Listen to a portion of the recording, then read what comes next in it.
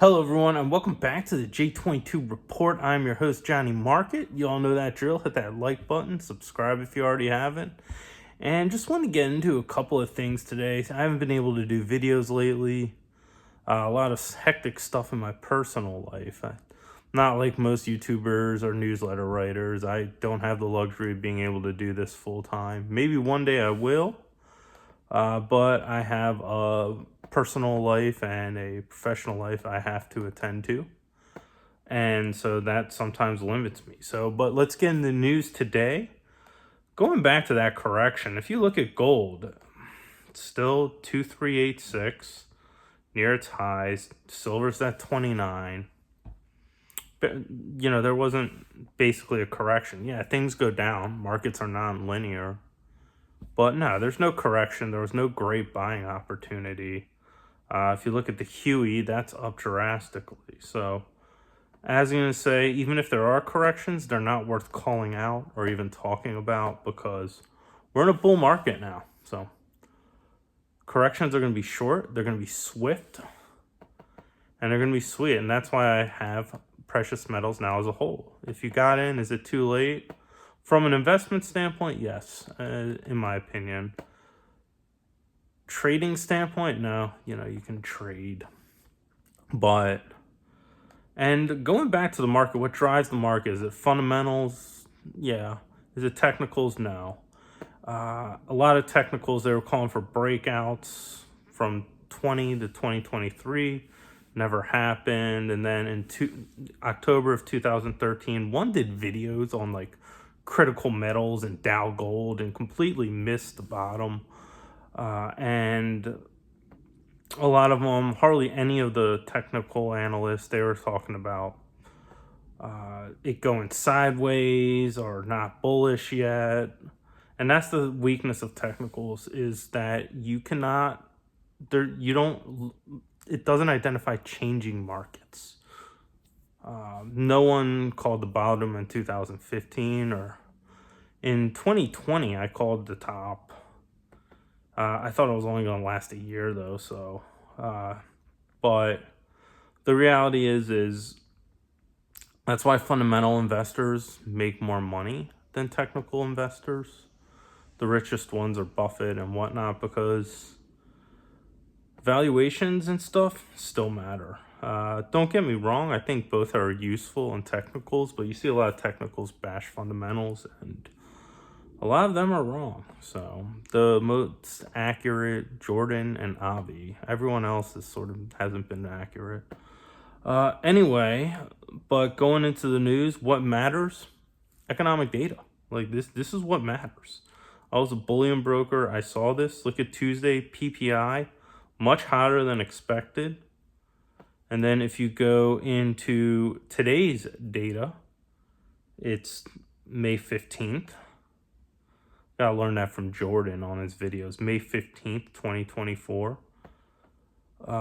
Core inflation rate, that was as expected, 3%. But this is why gold is up around $27.30.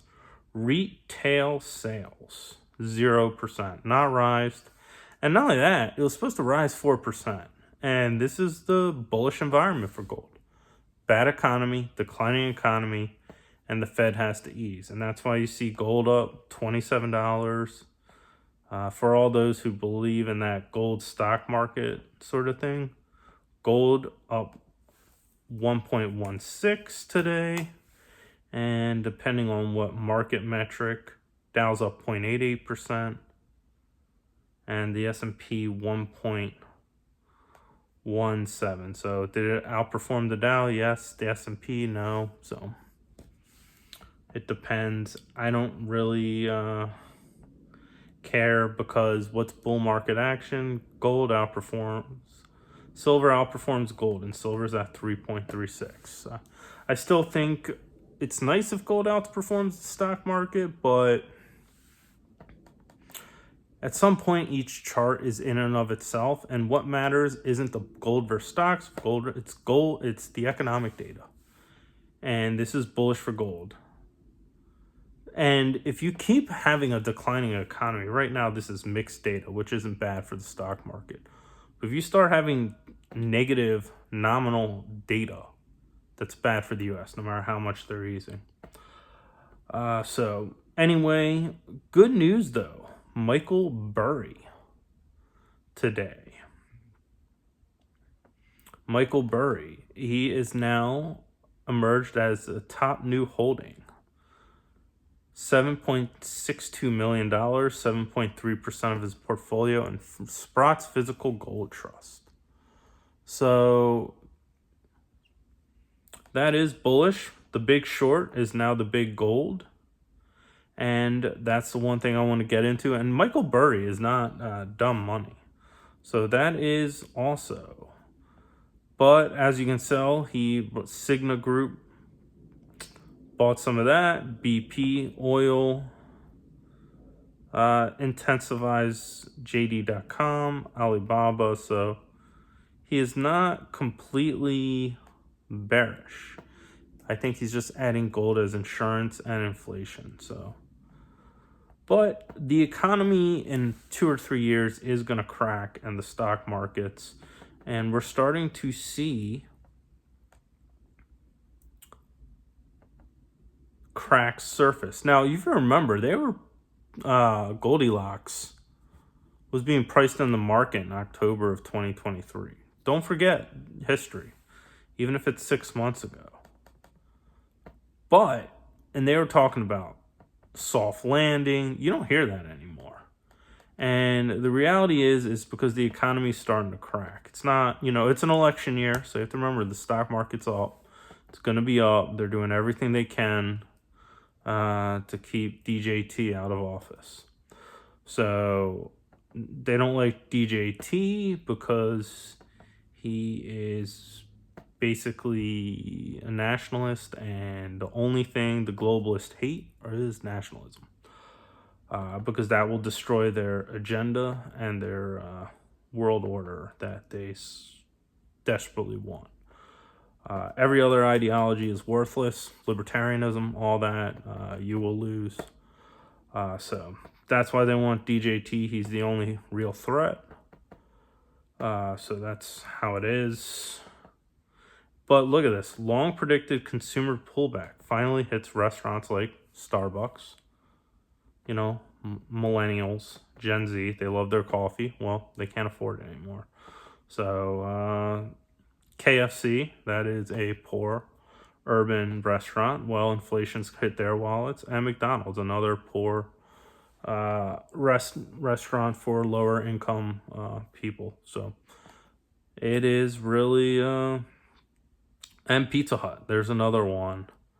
They want to create value wins, yeah.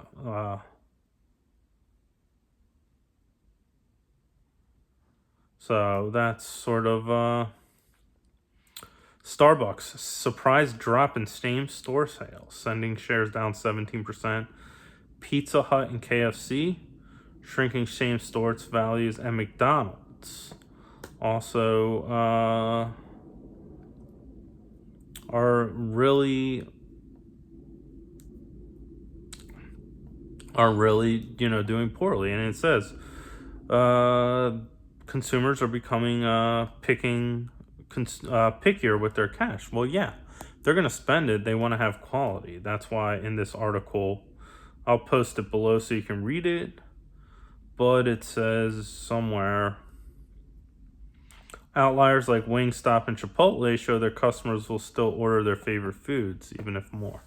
So yeah, Chipotle is good food. I don't eat there that often, but at least the ingredients seem fresh. In America, all food's poison. That's just how it is. I went to Poland and body felt 20 times better. Domino's there to here is like a world of difference. But Wingstop, who doesn't like wings? I mean, wings are freaking awesome, and it's hard to sort of screw it up. But yeah, so it's not